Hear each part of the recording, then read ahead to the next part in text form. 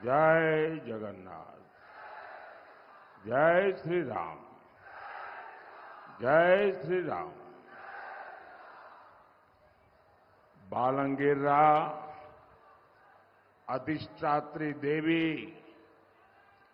मां पाटनेश्वरी नगो मोर कोटि कोटि जोहार।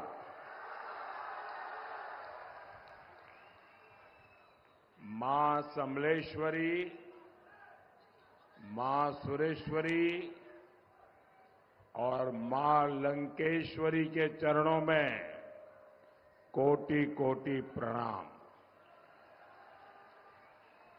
इतनी विशाल संख्या में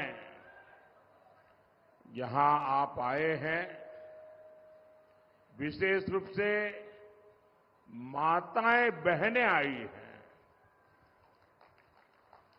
ये देख करके और जहां जहां मैं उड़ीसा में गया हूं, मैं साफ कह सकता हूं कि उड़ीसा में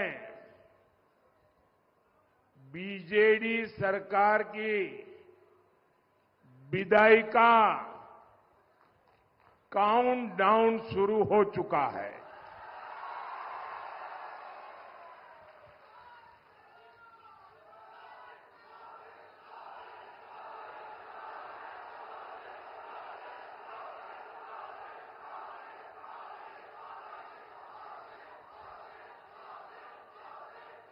पूरा उड़ीसा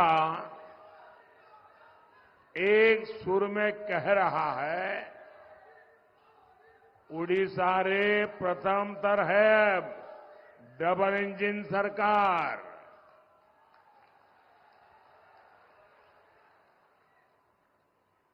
उड़ीसा में पहली बार डबल इंजन सरकार।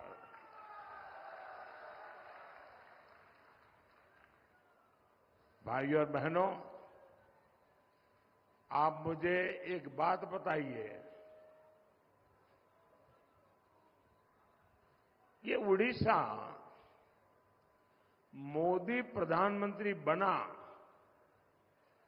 उसके बाद उड़ीसा का जन्म हुआ क्या?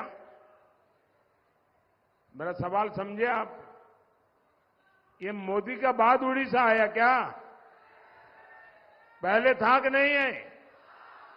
हजारों साल से था कि नहीं? ओडिया भूमि, ओडिया संस्कृति हजारों साल पुरानी है कि नहीं है? लेकिन कांग्रेस ने सिर्फ यहां की गरीबी की तस्वीरें ही दुनिया को दिखाई। बीजेडी वालों ने भी न तो गरीबी दूर करने के लिए कुछ किया और न ही कांग्रेस के प्रयासों को रोकने की हिम्मत दिखाई।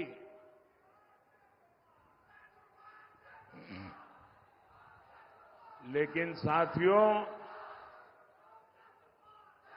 भगवान जगन्नाथ का ये बेटा, आपका ये बेटा ओडिशा की गौरवमयी धरोहर को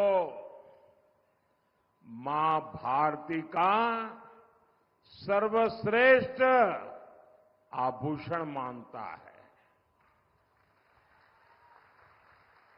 साल 2022 में हमने बलांगीर के ही नरसिंह प्रसाद गुरु जी को पद्म सम्मान दिया। आप देखिए, इस वर्ष भी 4 ओडिया कलाकार विनोद कुमार पसायत जी, भागवत प्रधान जी, गोपीनाथ जी स्वयं जी और विनोद महाराणा जी, इनको पद्म पुरस्कार दिया गया है, क्योंकि इन्होंने ओडिया कला संस्कृति की सेवा की है। जब दिल्ली में G20 सम्मेलन हुआ पूरी दुनिया के बड़े बड़े नेता आए तो मैंने वहां कोणार्क सूर्य मंदिर के चक्र के सामने खड़े रहकर उनकी तस्वीर खिंचवाई।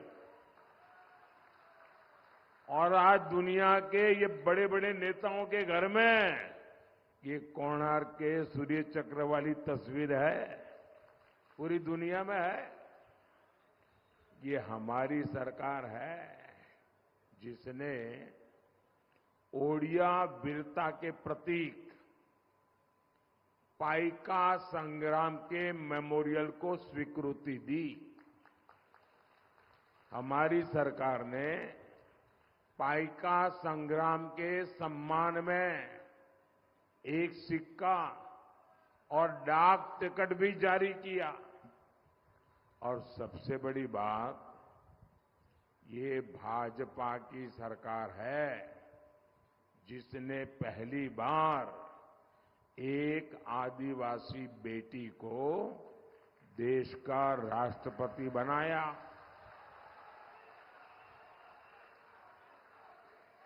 आज ओडिशा की बेटी देश की तीनों सेनाओं को कमांड करती है।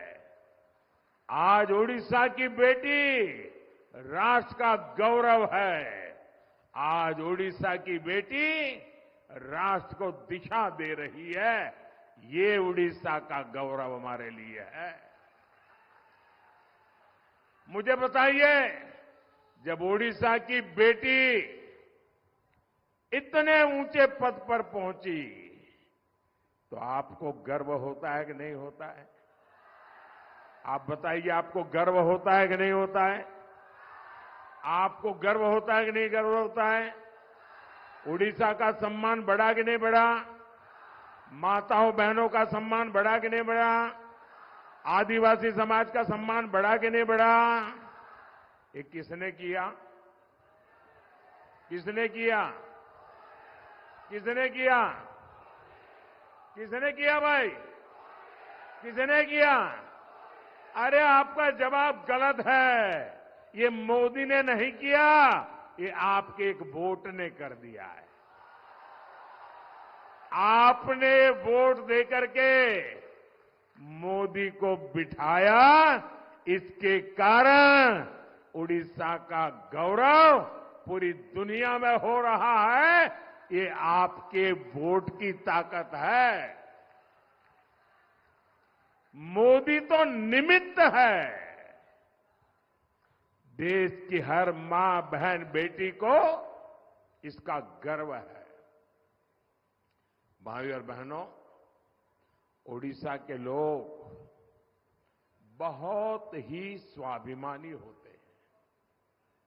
वो कभी अन्याय के सामने झुकते नहीं हैं।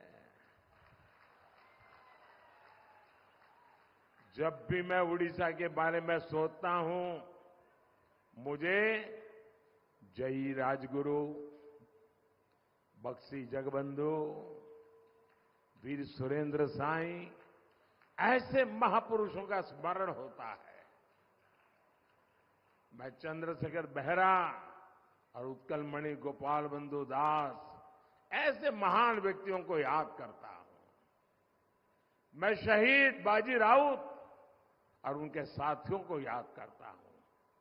मैं डॉक्टर हरिकृष्ण मेहताब और बीजी बाबू को याद करता हूं। मैं उस भूमि के सपूत महाराजा राजेंद्र नारायण सिंह देव जी को भी स्मरण करता हूं।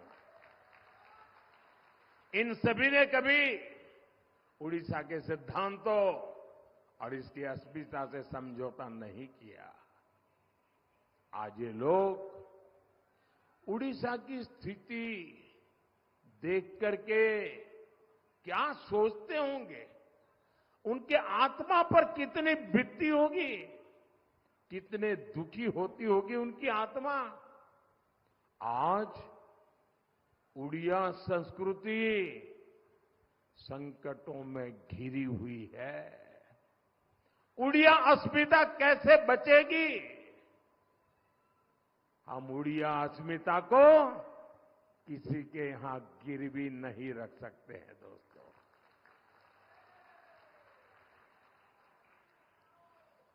और इसलिए बीजेपी ने ठान लिया है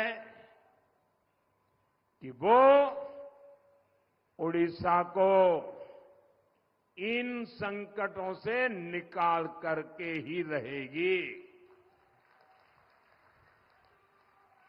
और भाइयों बहनों, आपको डायरी रखते हैं तो लिख लीजिए। आप लिख लीजिए 4 जून ये बीजेडी सरकार की एक्सपायरी डेट है।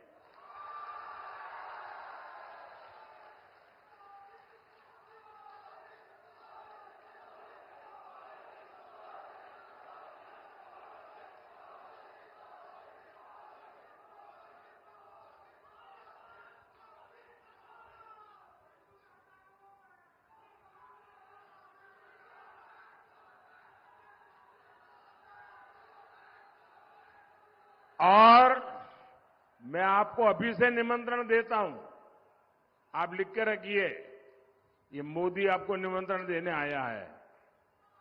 10 जून को आपको भुवनेश्वर आना है। क्यों 10 जून को भुवनेश्वर क्यों आना है? क्यों आना है? 10 जून को भुवनेश्वर में बीजेपी का मुख्यमंत्री शपथ लेने वाला है। और ये भी लिख रखिए, भुवनेश्वर में भाजपा का मुख्यमंत्री बनेगा और वो बनेगा जो उड़िया भूमि में जन्मा है, जो यहां की संस्कृति को जीता है, जो भगवान जगन्नाथ के चरणों में बड़ा हुआ है, वो ही। और एहा हेउशी मोदीर गारंटी।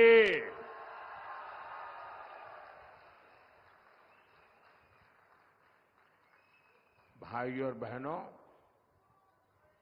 ये उड़ीसा राज्य अमीर राज्य है। हिंदुस्तान के सबसे अमीर राज्यों में एक नाम उड़ीसा का है, लेकिन हिंदुस्तान के सबसे ज्यादा गरीबों का अगर कहीं रहना होता है तो उड़ीसा में होता है। यहां की जनता गरीबी से जूझ रही है। इतना धनवान प्रदेश, लोग गरीब क्यों है? 50 साल आपके बर्बाद हो चुके, 50 साल। अब उड़ीसा को बचाना है कि नहीं बचाना है? उड़ीसा की अस्मिता बचानी है कि नहीं बचानी है? उड़ीसा के बच्चों का भविष्य बचाना है कि नहीं बचाना है? और इसलिए मैं आज उड़ीसा के लिए आपसे आशीर्वाद मांगने आया हूं। भाइयों बहनों, आप मुझे पूरी ताकत से बताइए, ये हमारे उड़ीसा की ये बर्बादी हुई, इतनी संपदा, प्राकृतिक संपदा का भव्य खजाना है यहां, लेकिन यहां बर्बादी ही बर्बादी है। इसका गुनहगार कौन है? इसका गुनहगार कौन है? इसका गुनहगार कौन है? अब उनको विदाई देनी चाहिए कि नहीं देनी चाहिए? और अब तो आपके इलाके में मुख्यमंत्री आए चुनाव लड़ने के लिए, जरा गाजे बाजे के साथ विदाई कर दो भाई। अच्छा, एक काम करना, अगर यहां आपके मुख्यमंत्री जो यहां से चुनाव लड़ने वाले हैं ना, और हमारे यादव जी उनके खिलाफ लड़ रहे हैं, शेर लड़ रहा है, शेर।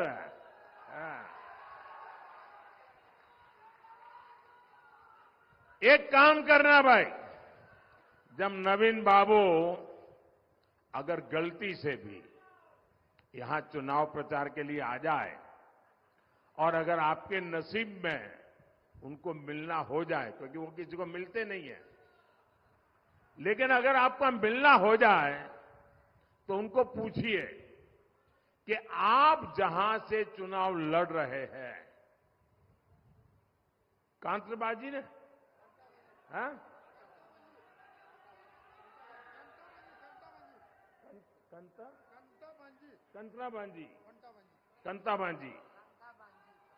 कंत्राबाजी, ये कंत्राबाजी से चुनाव लड़ रहे हैं। उनको एक प्रश्न पूछोगे मेरी तरफ से? पूछोगे? नहीं पूछोगे भाई, 25 साल तक नहीं पूछा आपने, इसलिए आपकी ये हालत हुई है। उनको एक सवाल पूछना कि आप कांताबाजी से चुनाव लड़ रहे हैं, वहां के बिना कागज लिए, हाथ में कागज नहीं रखना है, बिना कागज लिए 10 गांवों के नाम बोल दीजिए, बस इतना पूछ लीजिए। वे 10 गांवों के नाम नहीं बता पाएंगे जी।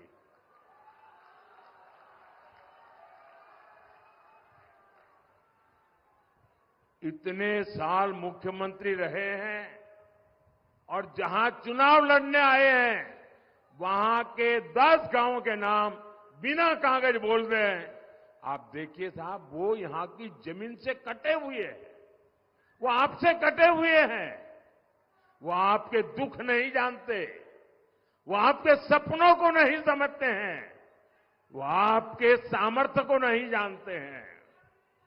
भाइयों बहनों, और इसीलिए हमारा उड़ीसा इतना धनवान होने के बाद भी यहां के लोग गरीब हैं। मेरे गुजरात में इतने उड़िया लोग रहते हैं, मैंने इनमें इतनी ताकत देखी है, इतना सामर्थ्य देखा है, इतने प्रतिभावान लोग हैं। मेरे गुजरात की आन बान शान बढ़ाने में काम कर रहे हैं, वो तो उड़ीसा के लिए बहुत कुछ कर सकते हैं भाई। आपने करीब 25 साल तक बीजेडी को अवसर दिया। बीजेडी नेताओं के पास बंगले हो गए, गाड़ियां आ गई, लेकिन यहां से नौजवान दादन के लिए मजबूर है, पलायन के लिए मजबूर है। आप मुझे बताइए साथियों, पलायन की ये परंपरा, ये मजबूरी समाप्त होनी चाहिए कि नहीं? समाप्त होनी चाहिए कि नहीं? ये कौन करेगा? कौन करेगा? कौन करेगा? कौन करेगा? आप करेंगे पक्का? आपका वोट करेगा कमल को, असेंबली में भी कमल को, पार्लियामेंट में भी कमल का बटन दबाइए, समस्याओं का जाना शुरू हो जाएगा। यहां से हमारी साथी बहन संगीता कुमारी सिंहदेव जी लोकसभा का चुनाव लड़ रही है और विधानसभा के हमारे कई विधायक साथी चुनाव लड़ रहे हैं। मैं इन सबसे आग्रह करूंगा, जरा जो कैंडिडेट है वो आगे आ जाए। ये हमारे मजबूत साथी हैं जो आपकी समस्याओं को दूर करने वाले हैं। मैं 1 मिनट उनको पास जाके आता हूं।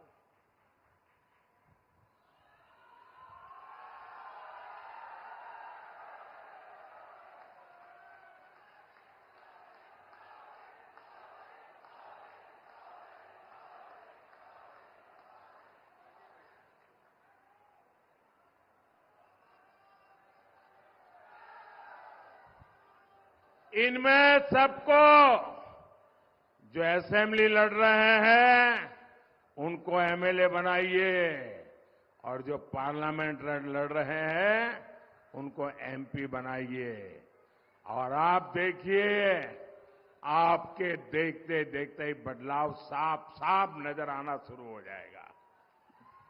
साथियों, बीजेडी की सरकार ने किसानों के साथ बहुत बड़ा धोखा किया है। यहां धान किसानों को अपना एमएसपी तक नहीं मिलता। यहां धान मंडीली घोटाला होता है। किसान का बहुत बड़ा हिस्सा कटनी छटनी में चला जाता है। 2200 रुपये के आसपास का एमएसपी तय है, लेकिन लोग बताते हैं कि 1600 1700 रुपये में ही किसानों को मिल पाता है। 500-600 रुपया कट। इसलिए अब उड़ीसा भाजपा ने बहुत बड़ी घोषणा की है। उड़ीसा भाजपा ने कहा है, आप एक एक किसान को बताएंगे, एक एक किसान को बताएंगे। जरा हाथ ऊपर करके बताइए तो मैं बोलूं। एक एक किसान को बताएंगे, हर किसान को समझाएंगे। बीजेपी ने क्या वादा किया है? बीजेपी ने कहा है कि धान किसानों के पास से 3100 रुपया का, यानी जो 1500-1600 है उसके सामने 3100 रुपये का एमएसपी धान किसानों को मिलेगा। भाइयों, डबल हो जाएगा। ये किसानों को बताओगे? अगर किसानों को नहीं बताओगे वो तो फिर जैसे जीता है वैसा जीता रहेगा। तो इतना काम कर दोगे ना, भुवनेश्वर में सरकार बन जाएगी। और उनको ये भी बता दीजिए कि मोदी की गारंटी है कि बीजेपी की सरकार बनने के बाद जैसा ही आपका धान लेंगे 48 घंटे में आपके खाते में सीधा पैसा जमा हो जाएगा। देखिए, आपने यहां उड़ीसा के बगल में छत्तीसगढ़ है। छत्तीसगढ़ में भी भाजपा ने गारंटी दी थी और पहले 30 दिन में ही ये गारंटी पूरी कर दी। यहां के किसानों को छोटे छोटे खर्चों के लिए चिंता ना करनी पड़े, इस पर भी भाजपा का ध्यान है।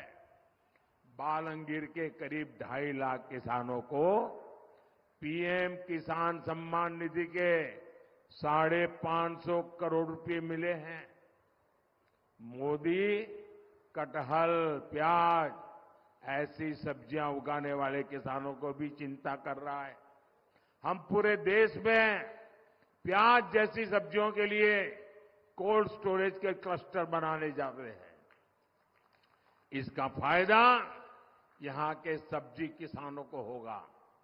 साथियों, यहां बीजेडी की सरकार ने सिंचाई परियोजना में भी घोटाला किया है। कितनी ही परियोजना यहां दशकों से लटकी हुई है। बीजेडी सरकार यहां ना तो सिंचाई का पानी दे रही है और ना ही रोजगार। उड़ीसा की जनता कब तक ऐसी जिंदगी जीती रहेगी? आपकी जिंदगी में बदलाव लाने की गारंटी मोदी देता है। हम सिंचाई का पानी भी देंगे, हम रोजगार के अवसर भी देंगे। यहां के कपास किसानों की मुश्किलें कम करने के लिए भी भाजपा सरकार पूरा प्रयास करेगी। भाइयों और बहनों, जब तक यहां बीजेडी की भ्रष्टाचारी सरकार होगी तब तक लाभार्थियों को पूरा हक नहीं मिल पाएगा। एक परिवार को जो कुछ चाहिए वो मोदी उपलब्ध कराने में जुटा है। पक्का घर, शौचालय, बिजली, गैस का सिलेंडर, नल से जल, और ये मोदी की योजना है। अब मुफ्त चावल भी दिया जा रहा है।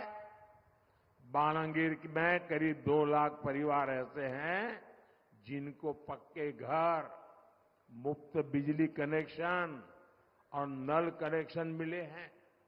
ये तब है जब यहां बीजेडी सरकार इन योजनाओं में लूट खसूट करती है। यहां भाजपा सरकार बनेगी तो हर लाभार्थी को पूरा लाभ मिलेगा। साथियों, भाजपा सरकार के प्रयासों से पिछले 10 साल में 10 करोड़ बहनें, ये आंकड़ा बहुत बड़ा है, 10 करोड़ बहनें स्वयं सहायता समूहों से जुड़ी है। मोदी ने इन समूहों से जुड़ी 3 करोड़ बहनों को, मेरी माताएं बहनें यहां बैठी है, मोदी का लक्ष्य है मुझे तीसरी बार सरकार बनाने के बाद 3 करोड़ महिलाओं को लखपति दीदी बनाना है। इस देश में गांव में 3 करोड़ लखपति दीदी बन जाए ना तो पूरी इकोनॉमी बदल जाएगी। भाइयों बहनों, ये काम करना है। भाजपा सरकार होम स्टे के निर्माण के लिए भी, क्योंकि उड़ीसा में टूरिज्म की बहुत संभावना है, होम स्टे टूरिज्म के लिए बहुत उपयोगी बिजनेस हो गया है। जो बहनें होम स्टे की व्यवस्था खड़ी करना चाहते हैं, ऐसी महिलाओं को भाजपा सरकार मदद करने को तैयार है। ओडिशा भाजपा ने यहां की बहनों के लिए सुभद्रा योजना बनाने की भी घोषणा की है। महिलाओं को इससे बहुत मदद मिलेगी। ये योजना उनका बड़ा संबल बनेगी। महाप्रभु जगन्नाथ के आशीर्वाद से ये गारंटी भी पूरी की जाएगी। मोदी सरकार पहले ही माता बहनों के लिए पोषण अभियान चला रही है। गर्भावस्था के दौरान हर बैंक के खाते में, हर बहन के खाते में मैं दिल्ली से 6,000 रुपया भेजता हूं, लेकिन ये पैसे उड़ीसा की मेरी बहनों को मिल नहीं पाते, क्योंकि उड़ीसा सरकार ने यहां इस योजना पर रोक लगा रखी है। बताओ, अब गरीब माताओं बहनों की सेवा भी न करने दे, ऐसी सरकार की कोई जरूरत है क्या? यहां की सरकार को आपकी कोई परवाह नहीं है। ऐसी सरकार को जाना चाहिए कि नहीं जाना चाहिए? सबके सब बताओ तो पता चलेगा मुझे। ऐसी सरकार जानी चाहिए, ऐसी सरकार जानी चाहिए, ऐसी सरकार जानी चाहिए। साथियों, यहां उड़ीसा में डबल इंजन की सरकार पक्की है,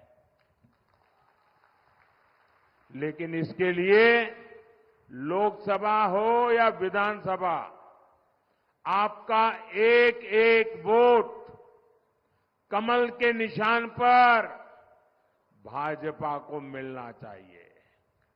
आपका हर वोट, जब आप इनको वोट देंगे ना, एमएलए को वोट देंगे, एमपी को वोट देंगे, कमल पे बटन दबाएंगे ना, तो वोट सीधा सीधा मोदी के खाते में जमा हो जाएगा